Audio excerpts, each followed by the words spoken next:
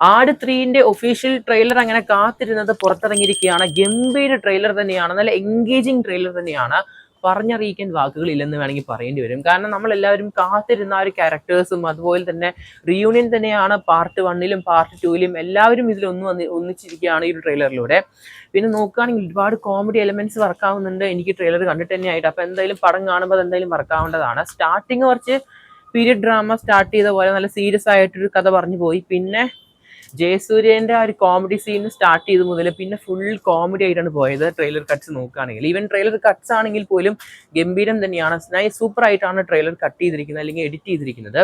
പിന്നെ നോക്കുകയാണെങ്കിൽ സിനിമേന്റെ ടീസർ അല്ലെങ്കിൽ ഈ ട്രെയിലർ ഒരു പരിധി കഴിഞ്ഞപ്പോൾ പിന്നെ ഒരുപാട് കമന്റ് ബോക്സ് ഞാനത് നോക്കിയായിരുന്നു. എനിക്ക് മാത്രമാണ് അത് എല്ലാവർക്കും ഇഷ്ടപ്പെട്ട എന്ന രീതിയിൽ.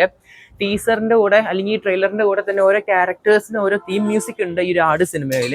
പാർട്ട് 1 ആണെങ്കിലും 2 ആണെങ്കിലും ആ തീം മ്യൂസിക് ഒരുമിച്ച് മിക്സ് ചെയ്ത് കൊടുത്തിരിക്കുകയാണ്, അല്ലെങ്കിൽ റിമിക്സ് പോലെ കൊടുത്തിരിക്കുകയാണ് ട്രെയിലറിൽ. അത് സൂപ്പറായിട്ട് സിങ്ക് ആവുന്നുണ്ട്.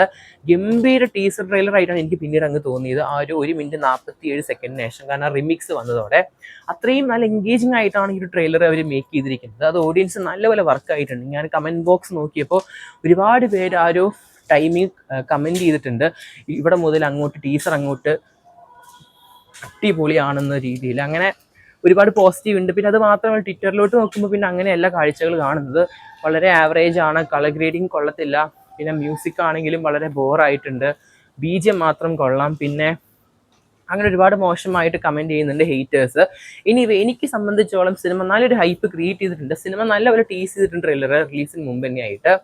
എന്തായാലും സിനിമ കാണാനുള്ള രീതിയിലൊരു ഹൈപ്പ് ഉണ്ട്. എന്തായാലും നിരാശയാക്കത്തില്ലെന്നാണ് എൻ്റെ പ്രതീക്ഷ പറയുന്നത്. കാരണം ആട് 3 സിനിമയ്ക്ക് എന്തായാലും ടിക്കറ്റ് ബുക്ക് ചെയ്യാൻ പോവുകയാണ്. സിനിമയുടെ അഡ്വാൻസ് ബുക്കിംഗ് ഒക്കെ ഒരാഴ്ച കഴിഞ്ഞാൽ എന്തായാലും സ്റ്റാർട്ട് ചെയ്യുന്നതാണ്. എന്തായാലും കാത്തിരിക്കാൻ നമുക്ക് ചിത്രത്തിന്റെ കളക്ഷൻ റിപ്പോർട്ടുകൾക്കായിട്ടും. അതുപോലെ തന്നെ നിങ്ങൾ എന്തായാലും ഉറങ്ങിക്കിടക്കുന്ന കേരള ബോക്സ് ഓഫീസ് ഉണർത്താനായിട്ട് നമ്മുടെ ഷാജി പാപ്പനും പിള്ളേരും വരാൻ പോവുകയാണ്. പൂരം കൊടിയേറി മക്കളെ കാത്തിരിക്കുന്നത് ചെയ്യുക. കൂടുതൽ സിനിമ വാർത്തകൾക്ക് മറക്കാതെ സബ്സ്ക്രൈബ് ചെയ്യുക സ്റ്റോക്സ് ന്യൂസ് ചാനൽ.